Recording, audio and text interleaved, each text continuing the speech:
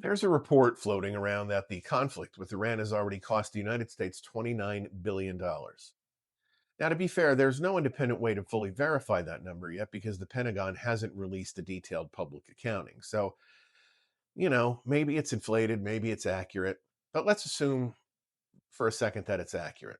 $29 billion. That's not a lot of money. That's a CEO gets a tax cut and suddenly owns a third yacht kind of money. Well, $29 billion, we could have funded free public school lunches for kids across the country for about a year. We could have repaired thousands of bridges that currently look one strong breeze away from collapse. We could have built hundreds of thousands of affordable housing units.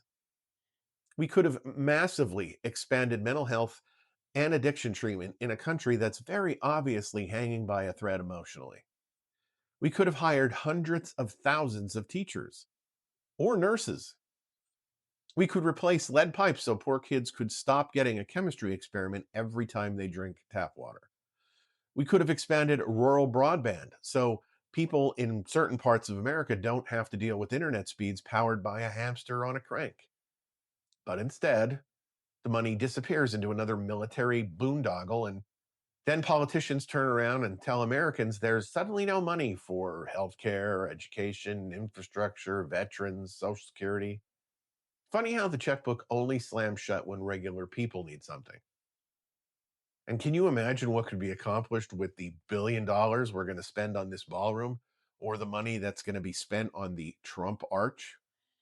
I mean, all that would mean Republicans actually spent the money where it's needed instead of treating government like a combination weapons catalog and vanity project. It's funny how America can always afford gold plated symbolism, just not insulin.